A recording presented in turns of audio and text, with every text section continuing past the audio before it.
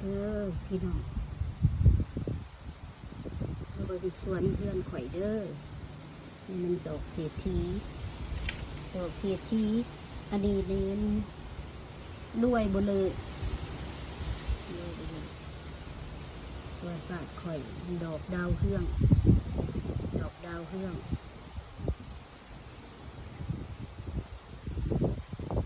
ย่ามนี่เพิ่นย่ามเพิ่นบานเด้ดอกนั้นอันนี้มันต้นผักขาเนาะคันภาษาไทยเพิ่นก็ว่าต้นสะอมอันนี้ต้นสะคาสะคาคือกันกับหัวอันคาน้อยๆนะเพราะว่าเข้าห้องสะคา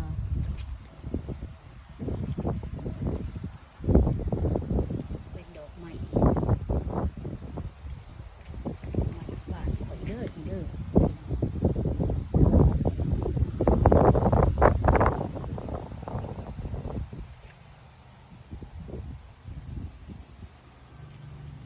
เป็นดอกอันดาวเฮืองมันมีหลายสีมันผสมกันมาแล้วเวลาเข้ามาวาดเลยนะมันก็ออกเป็นดอกงามๆดอกหลายสีแบบสีออกเองดอกหลายสีอันนี้มันต้นทุ่นเด้อพี่น้องต้นทุ่นที่เพิ่นยังบ่ขึ้นเถื่อฮักเอามาใส่และตัวที่ว่ามันฮักไปนั่นแม่นเพื่อนนั่นอยู่ในบ้านนี่แหละตัวกระหอกนะหรือว่าตัวอันกระต่ายเพิ่นมากินมันก็เลยฮักไปแบบสีดินเพิ่นกินได้ของเพิ่นเป็นเจ้าของได้อันนี้เป็นผักบกเด้อผักบกที่เฮาปลูกอยู่ในกระถางนั่นแหละผักบกบ้านเฮาผักบุ้งขาวๆค่ะนะอันนี้เป็นต้นแดวต้นหมากแดวที่ว่า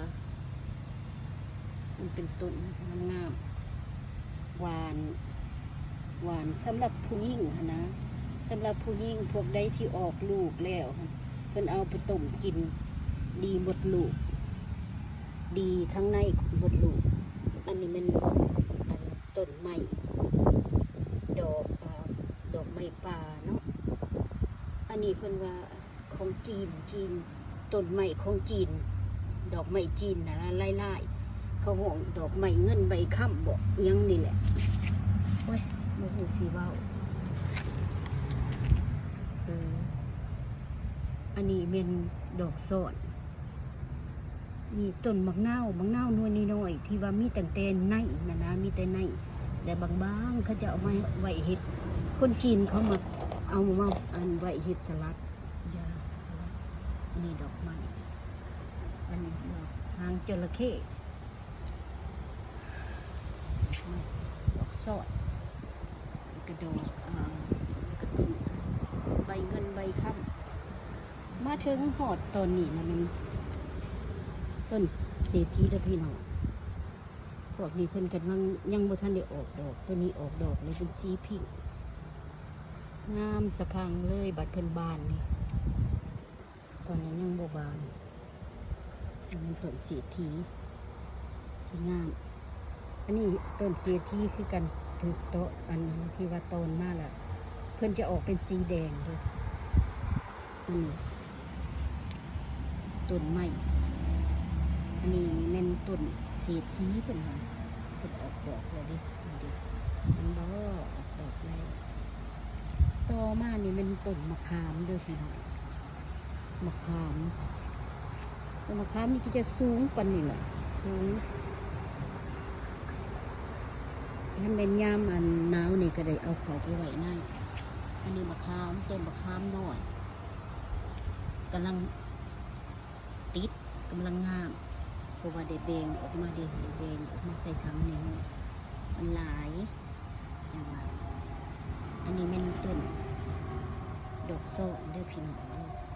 งามขนาดเลยมาเด้อมาเบิ่งสวนดอกไม้บ้านข่อยอันนี้เป็นดอกจำปาฮาวาย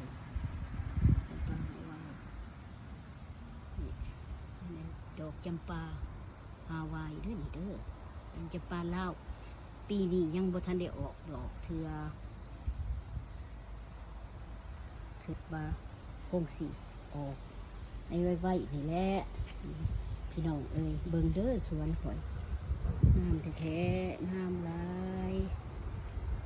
ชีวิตของเฮาอยู่อเมริกานี่นอกจากเนี่ยอันสวนแล้วก็แม่นไปย่างไปเลาะลินเท่านั้นแหละไปช้อปปิ้งไปจ่ายเงินเวลาว่างเฮาก็มานั่งชมสวนดอกไม้ของเฮาอยู่บ้านเฮาเองหลังบ้านเฮาเองเด้อพี่น้องเด้อมาฝากเบิ่งนี่มันต้นอันนี่เขาห่อเครือเขาห่อเนาะค่ะเครือเขาห่อเด้อต้นนั้นต้นดอกไม้เครือเขาห่อเพิ่นบ่มีใบแล้วเพราะว่ามันออกมาอยู่นอกแล้วเพิ่นบ่มักอากาศเพิ่นก็เลยใบหล่นอันนี้ต้นบอนไซหลายปีแล้วได้นี่น่ะบอนไซเพิ่นบอนไซงามๆอันนี้ต้นดิเซอร์โรสต้นดอกไม้ส่วนส้มนี่แหละส่วนส้มต้นดามลีนมังกรอันนี้ต้นนางกวัก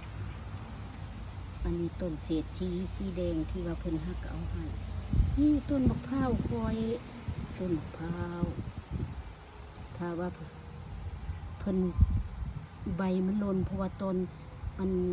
เศร้าหนาวแล้วออกมาแล้วบัดแดดบัดหนาวบ่แม่นบัดแดดอันนี้ต้นบักนาวเนาะพี่น้อง